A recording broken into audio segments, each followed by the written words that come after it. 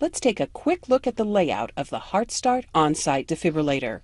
Pulling this green handle turns on the defibrillator and begins the voice instructions. Begin by removing all clothing from the patient's chest. Cut clothing if needed. The handle is part of a removable, hard protective cover on the defibrillation pads cartridge. The HeartStart on-site uses only HeartStart Smart Pads. They're available in adult and infant child cartridges. As we'll see later, the cartridge contains 2 adhesive pads on a common liner. This green ready light should be blinking as long as a battery is installed in the defibrillator. It means that the HeartStart on-site has passed its last self-test and is therefore ready for use.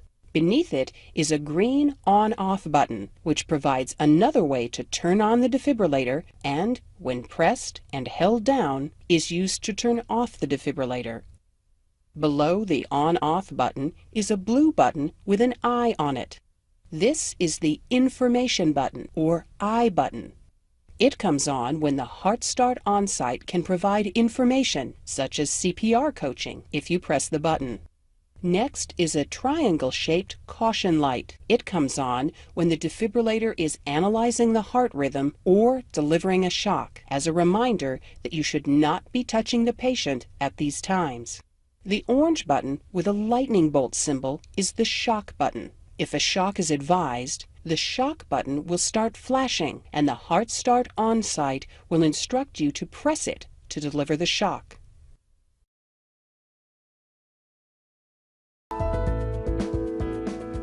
Before using the HeartStart on-site defibrillator, verify that the patient is in cardiac arrest by establishing that the patient is unresponsive and is not breathing normally.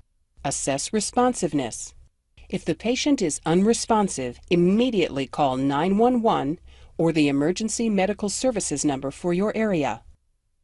Open the airway and check for breathing. Usually, a person in sudden cardiac arrest is not breathing at all, but sometimes abnormal, ragged breaths occur for a short time after collapse. If the patient is not breathing normally, give 2 rescue breaths. Place the defibrillator on the same side of the patient that you are on, near the patient's head. If the HeartStart on-site is stored in its optional case, unzip the case. Pull the green handle to remove the hard cover of the pads cartridge. This will automatically turn on the defibrillator. You can also turn it on by pressing the green on-off button. The HeartStart on-site will start giving you clear, calm instructions timed to match your pace. Remove the clothing from the patient's chest, cutting it off if necessary. Then peel the film seal from the cartridge and take out the pads. Next, you must place the pads. Peel 1 pad from the liner and place it on the patient's bare chest, following the illustration on the pad. It does not matter which pad is placed first. Then peel off the second pad and place it. Be sure the pads have been removed from the liner before placing them. If the defibrillator senses a problem with the quality of pads contact, it will instruct you to correct the situation. As soon as the pads are properly attached, the HeartStart on-site automatically begins analyzing the patient's heart rhythm, or ECG. Rescuers should not touch the patient while the defibrillator is analyzing. The triangular caution light will turn on and start flashing as a reminder. The on-site will tell you if a shock is advised. If a shock is advised, the caution light will stop flashing and remain on, and the orange shock button will start flashing. Before pressing the button to deliver the shock, you must make certain that everyone is clear of the patient. Check visually that no one is touching the patient. Instruct everyone to stay clear of the patient. Press the orange shock button to deliver the shock. The shock will not be delivered unless you press the button. After delivering the shock, the on-site immediately tells you to begin CPR and provides a CPR interval. During the first 30 seconds of the interval, you can press the flashing blue I button and the on-site will provide CPR coaching. Place the heel of one hand in the center of the chest, between the nipples. Place your other hand on top of the first. Push the chest down firmly 2 inches. Provide CPR until the patient begins breathing or moving, or the on-site tells you to stop CPR or not to touch the patient. Leave the pads attached to the patient and the on-site turned on in case additional shocks are needed. In all cases, continue to follow the defibrillator's instructions until the emergency team arrives. When the EMS team arrives, let them know that the HeartStart can tell them how many shocks it delivered and how long it has been since it was turned on by pressing and holding the blue I button until it beeps. This information will be helpful to emergency medical services personnel as they continue to provide care to the patient.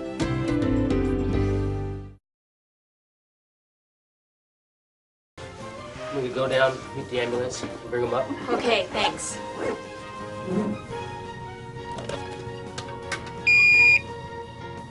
Begin by removing all clothing from the patient's chest.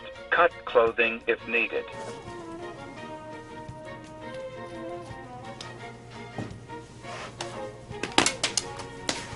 When patient's chest is bare, remove protective cover and take out white adhesive pads.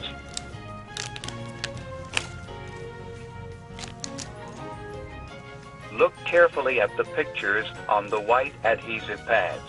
Peel one pad from the yellow plastic liner. Place pad exactly as shown in the picture. Press firmly to patient's bare skin. When the first pad is in place, look carefully at the picture on the second pad. Peel the second pad from the yellow plastic liner. Place pad exactly as shown in the picture. Press firmly to patient's bare skin. No one should touch the patient.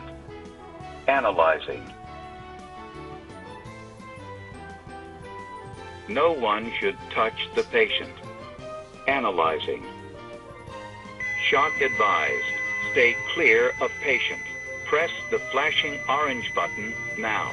Shock delivered. It is safe to touch the patient. Begin CPR. For help with CPR, press the flashing blue button. Place the heel of one hand in the center of the chest, between the nipples. Place your other hand on top of the first. Push the chest down firmly 2 inches. Keep time with the beat.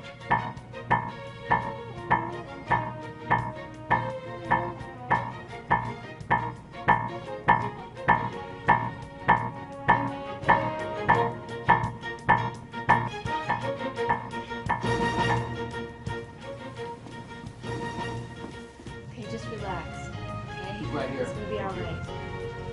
Hi, can you tell me what happened? Yeah, we walked in here and he just dropped to his knees and then he just fell down. He was unresponsive. There's more information if you press the blue button. Okay, great, let's do that. Okay. 1 shock, 7 minutes. So did you do CPR? Yeah, I did CPR before.